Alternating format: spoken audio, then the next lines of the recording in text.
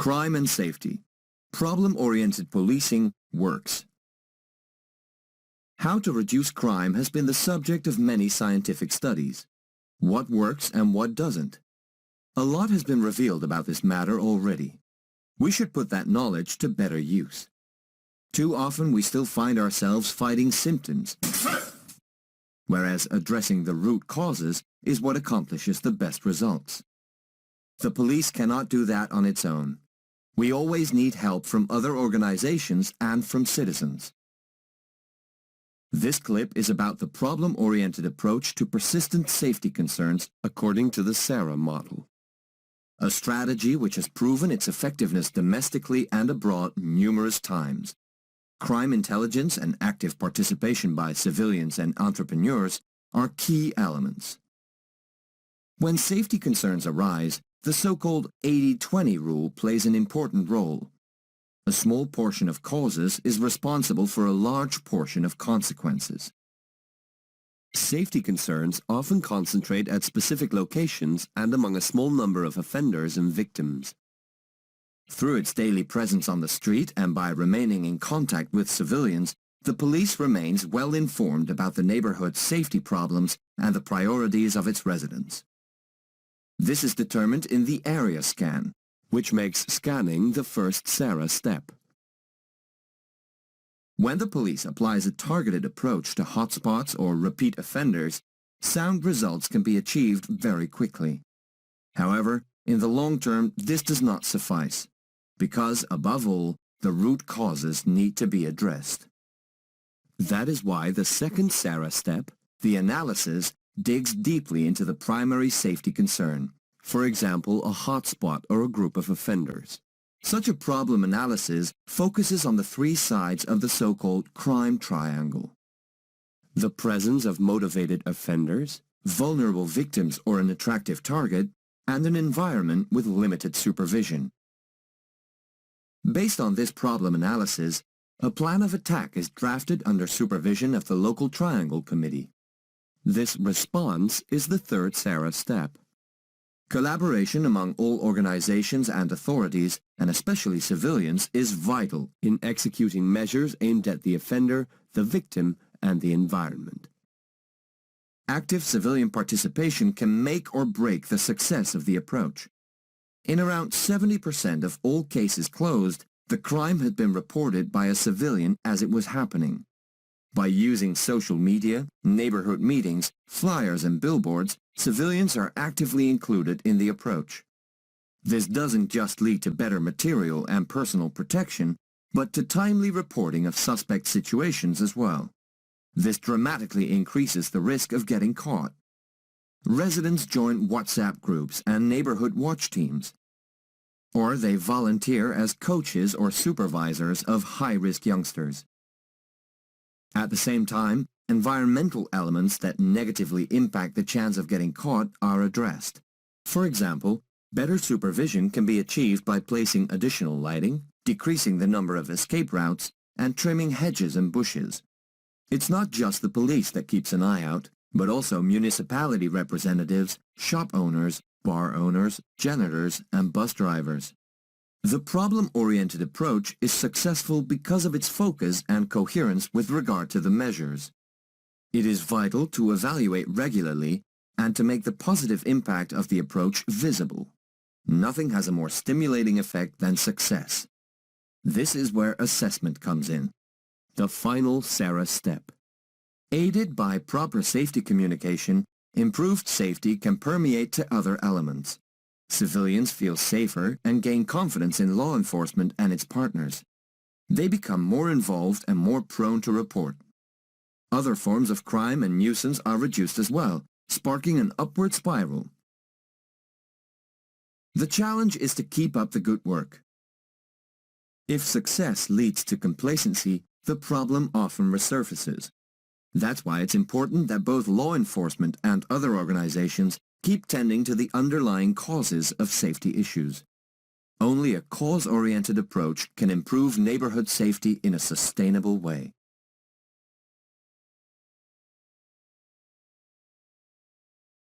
The past is the future.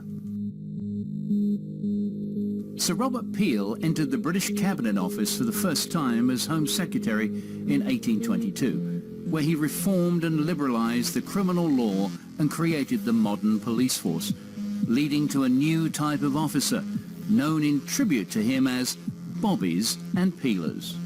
Each officer that adopts the 9 Peelian principles and their departments are securely listed, showing the public and their communities that the change is in. The 9 Peelian principles. The power of the police coming from the common consent of the public as opposed to the power of the state. It does not mean the consent of an individual. No individual can choose to withdraw his or her consent from the police or from a law. Peelian principle number 1. To prevent crime and disorder as an alternative to their repression by military force and severity of legal punishment. Peelian principle number 2. To recognize always that the power of the police to fulfill their functions and duties is dependent on public approval of their existence, actions and behavior, and on their ability to secure and maintain public respect. Peelian principle number 3. To recognize always that to secure and maintain the respect and approval of the public means also the securing of the willing cooperation of the public in the task of securing observance of the laws. Peelian principle number 4. To recognize always that the extent to which the cooperation of the public can be secured diminishes proportionately the necessity of the use of physical force and compulsion for achieving police objectives. Peelian principle number 5. To seek and preserve public favor, not by pandering to the public opinion, but by constantly demonstrating absolutely impartial service to the law, in complete independence of policy, and without regard to the justice or injustice of the substance of individual laws, by ready offering of individual service and friendships to all members of the public without regard to their wealth or social standing, by ready exercise of courtesy and friendly good humor, and by ready offering of individual sacrifice in protecting and preserving life. Peelian principle number 6.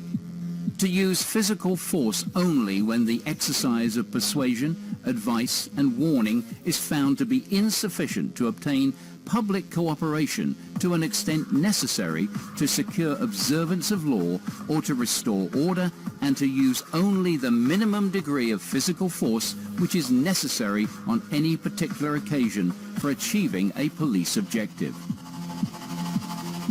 Peelian principle number 7. To maintain at all times a relationship with the public that gives reality to the historic tradition that the police are the public and that the public are the police. The police being only members of the public who are paid to give full-time attention to duties which are incumbent on every citizen in the interests of community welfare and existence. Peelian principle number 8. To recognize always the need for strict adherence to police executive functions and to refrain from even seeming to usurp the powers of the judiciary or avenging individuals or the state, and of authoritatively judging guilt and punishing the guilty. Peelian principle 9. To recognize always that the test of the police efficiency is the absence of crime and disorder and not the visible evidence of police action in dealing with them.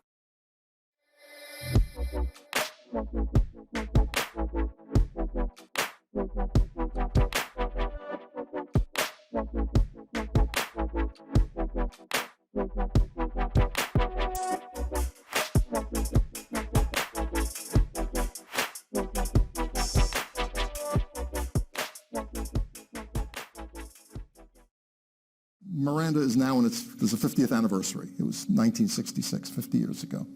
And over the years, psychologists have done a lot of research on Miranda comprehension and appreciation of those rights and people's willingness to invoke them.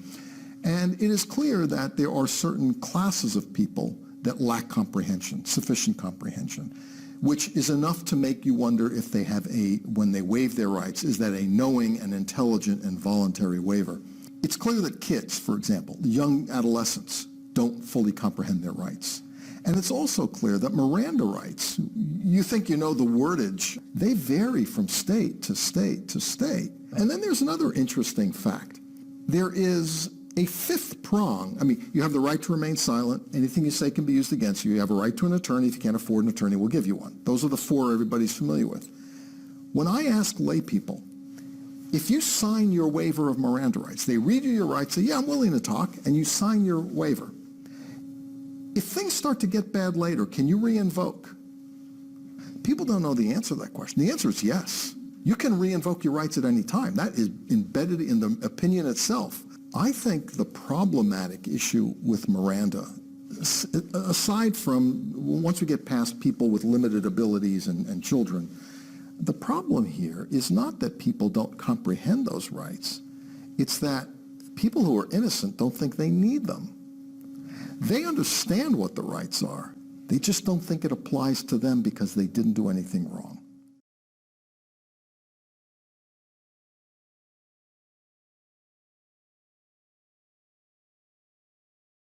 We've seen the tension between police and minority communities play out across the country this week, but Camden, New Jersey has taken a major step toward fixing that, and DeMarco Morgan is there.